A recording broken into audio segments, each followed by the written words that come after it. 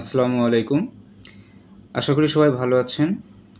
আজকে আমরা ইংরেজি গ্রামারের এমন একটা গুরুত্বপূর্ণ অংশ নিয়ে আলোচনা করব, যেটা আমরা প্রায় সময়ই কিন্তু বাক্যের মধ্যে পেয়ে থাকি।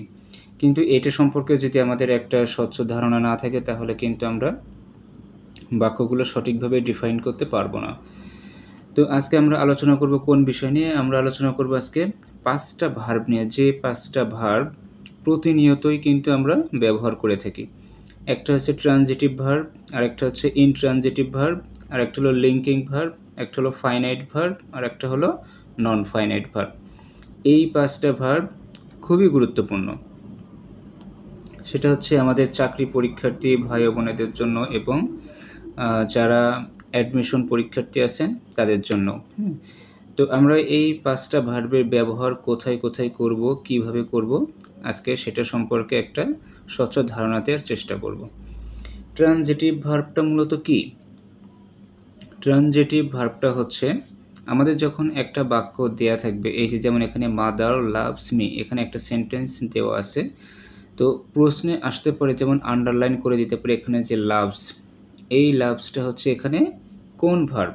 Transitive verb, intransitive verb, linking verb নাকি ফাইনাইট ভার্ব? এরকম 4টা অপশন দিয়ে দিতে পারে। তো ট্রানজিটিভ ভার্বটা কি, আমরা আগে এটা জানার চেষ্টা করব। ট্রানজিটিভ ভার্বটা হচ্ছে আমাদের এই যে এইখানে যে ভার্বটা আছে, এই ভার্বের পরবর্তীতে যে অবজেক্টটা আছে বা যে অংশটা থাকবে, এইখানে যদি আমরা ইট দিয়ে রিপ্লেস করতে পারি, ঠিক আছে, ইট দিয়ে যদি রিপ্লেস করতে পারি, তাহলে সেই বাক্যটা যদি একটা পূর্ণাঙ্গ অর্থ প্রকাশ করে, তাহলে এই যে এখানে যে লাভস যে ভার্বটা আছে, এই ভার্বটাকে আমরা কি বলবো? ট্রানজিটিভ ভার্ব বলবো। আর যদি আমরা ভার্বের পরবর্তী অংশটাকে ইট দিয়ে রিপ্লেস করতে না পারি, তাহলে এই ভার্বটাকে কি বলবো? ইনট্রানজিটিভ ভার্ব বলবো। হ্যাঁ, আচ্ছা, তাহলে এখন আমরা দেখি মাদার লাভস মি। আচ্ছা, মা আমাকে ভালোবাসেন। হ্যাঁ, এখন মির পরিবর্তে আমি যদি এখানে কি ব্যবহার করি? ইট ব্যবহার করি। হ্যাঁ, তাহলে মিনিংটা কি দাঁড়ায়?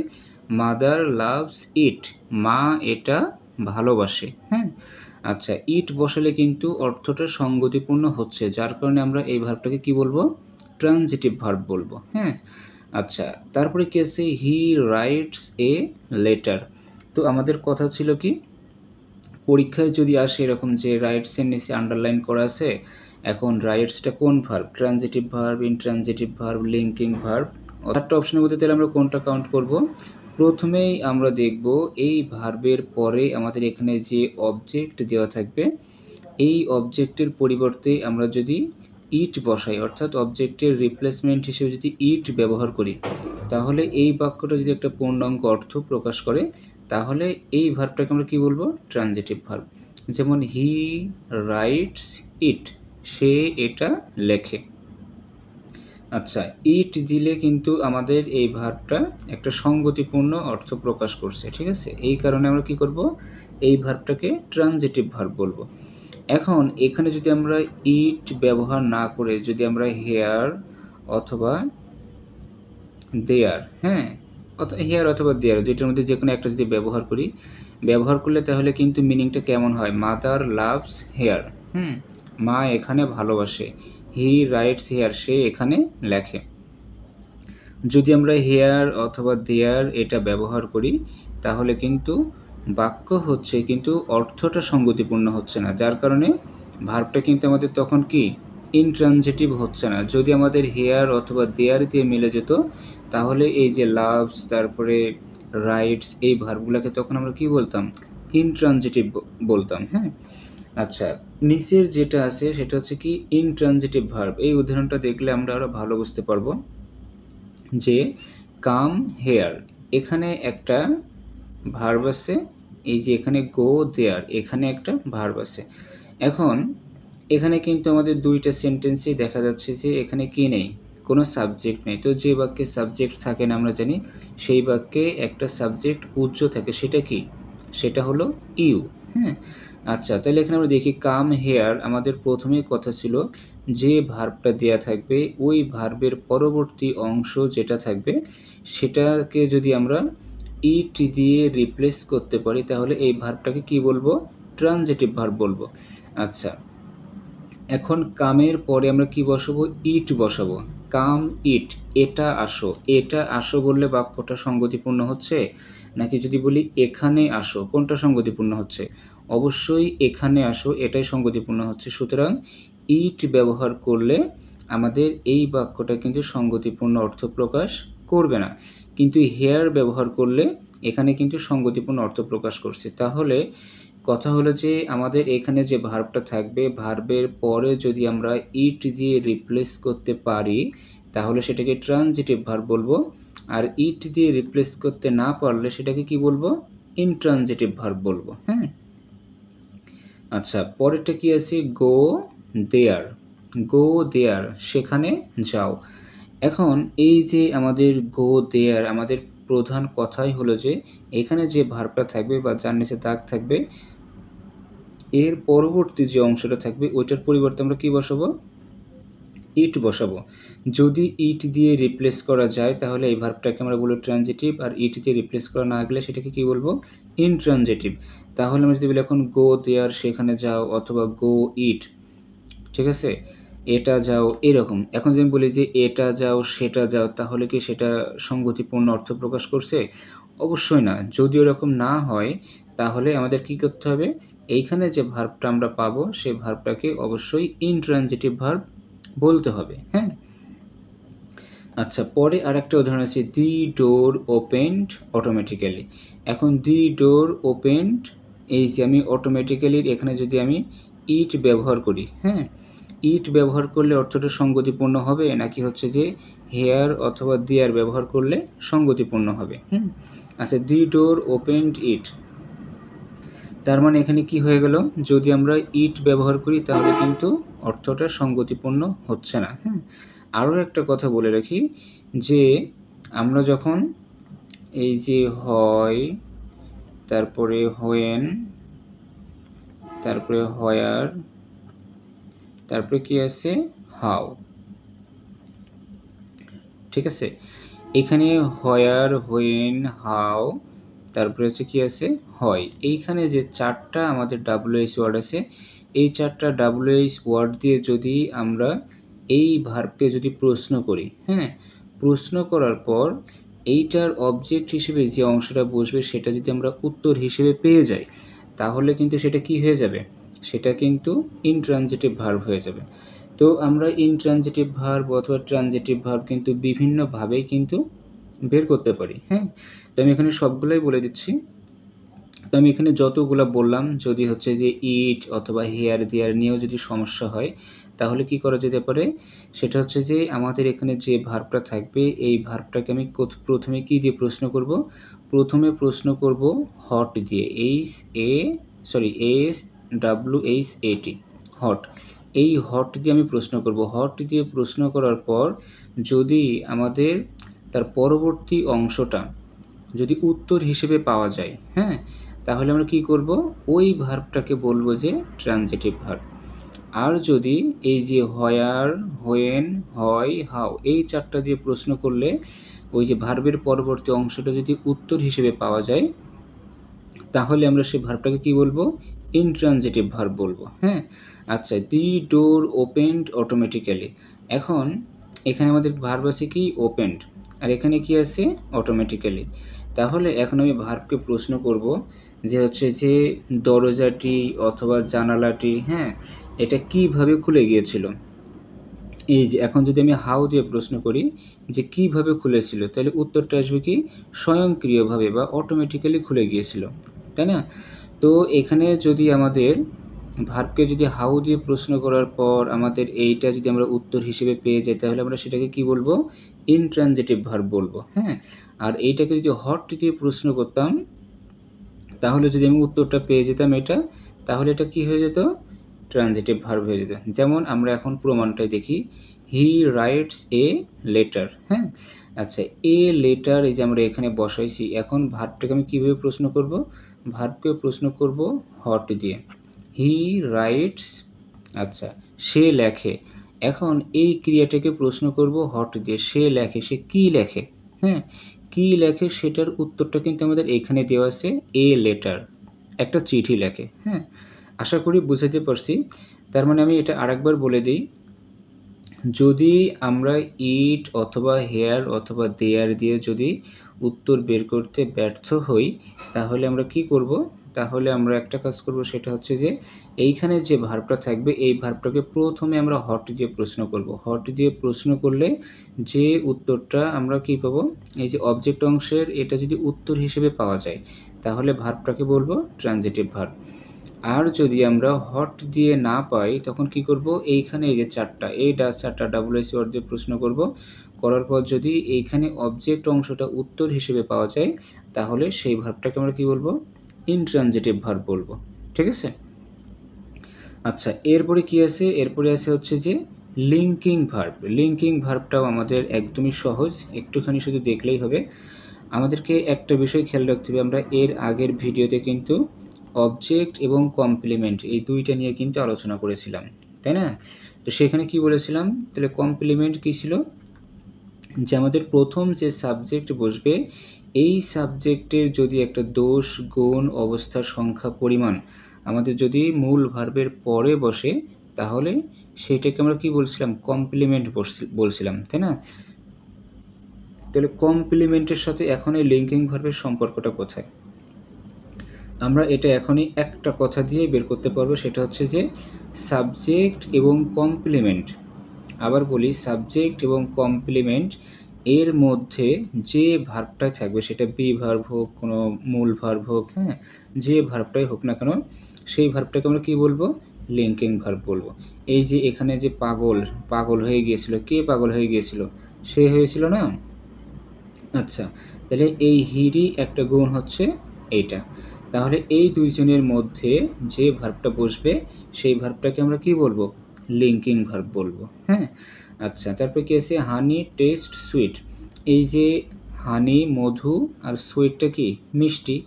এখন এইখানে যে মিষ্টিটা আমরা পেয়ে গেছি, এই মিষ্টিটা মূলত একটা কার্বন, এই মিষ্টিটা হচ্ছে কিন্তু হানির একটা গুণ। হ্যাঁ, তাহলে সাবজেক্টের যদি কমপ্লিমেন্ট শেষে থাকে, আমরা কি করব, এই সাবজেক্ট আর কমপ্লিমেন্ট এই দুইজনের মাঝখানে যে ভার্বটা থাকবে সেই ভার্বটাকে আমরা কি বলবো, লিঙ্কিং ভার্ব বলবো।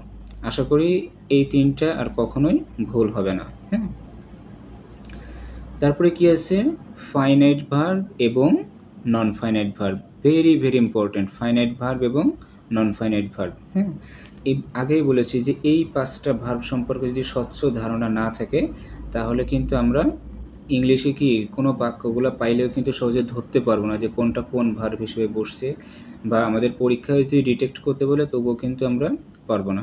তো এই জন্যে আশা করি আজকের ভিডিওটি দেখার পর এই সম্পর্কে আর কোনো সমস্যা থাকার কথা না।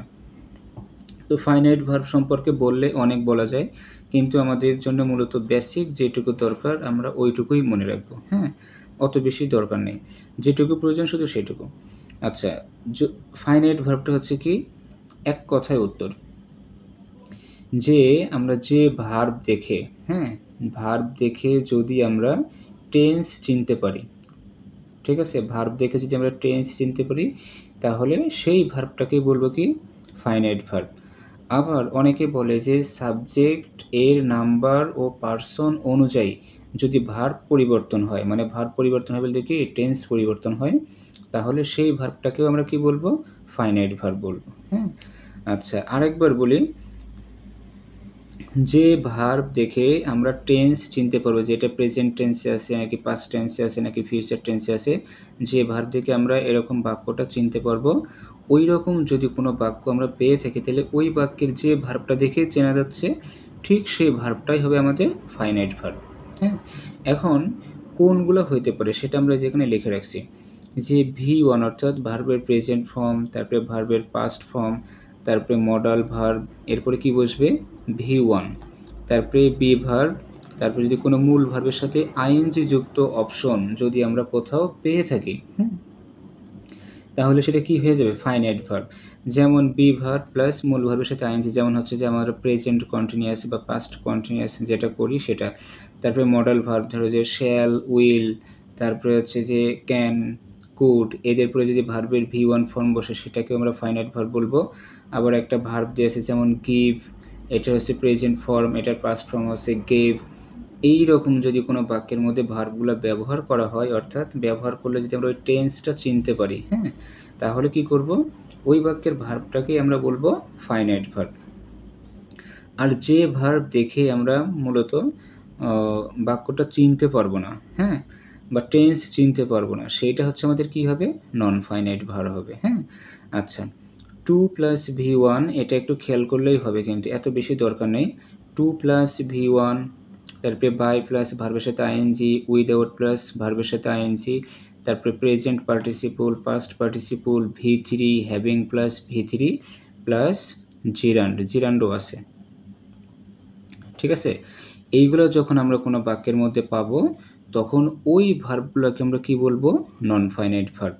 হ্যাঁ, আচ্ছা, এখানে যেহেতু আমি বলেই দিয়েছি সবগুলা যে এইগুলা যখন আমরা বাক্যের মধ্যে পাবো, তখন আসলে ঘটনা ঘটবে কি, আমরা ওই বাক্যটা দেখে মূলত টেন্সটা কিন্তু আলাদা করতে পারবো না। হ্যাঁ, তো টেন্স যদি আলাদা করতে না পারি, তাহলে ওইটাকে ফাইনাইট ভার্বও বলা যাবে না, কি বলতে হবে, নন ফাইনাইট ভার্ব। যেমন এখানে আমি এই যে এক উদাহরণ দিয়েছি, এটা খেয়াল করি, she gives me to it. এই যে এখানে শি আছে, তারপরে এই যে গিভস ভার্ব আছে। এখন যদি আমরা এটাকে বলি যে এটা কোন টেন্সে আছে, তাহলে কিন্তু আমরা সহজে বলে দিতে পারবো যে সাবজেক্ট আছে, তারপরে ভার্বের সাথে এস বাই এস যুক্ত আছে, প্লাস একটা অবজেক্ট অংশ আছে। এখন এই যে 2 + V1, হ্যাঁ, 2 + V1, তারপরে যে কি আছে, গিভস। এখন পরীক্ষায় যদি এই দুইটার নিচে দাগ দেয়, দাগ দিয়ে যদি বলে যে কোনটা কোন ভার্ব বের করো, তাহলে 2 + V1 এটাকে আমরা কি বলবো, এই যে এখানে বলাই আছে 2 + V1 থাকলে কি হবে, নন ফাইনাইট ভার্ব হবে। আর যেটা দেখে মূলত আমরা টেন্স চিনতে পারবো, ঠিক আছে, তাহলে সেটা কি হয়ে যাবে, ফাইনাইট ভার্ব হবে। তাহলে এই যে এইখানে যে অংশটা আছে, এটাকে আমরা কি বলবো, ফাইনাইট ভার্ব বলবো, ঠিক আছে।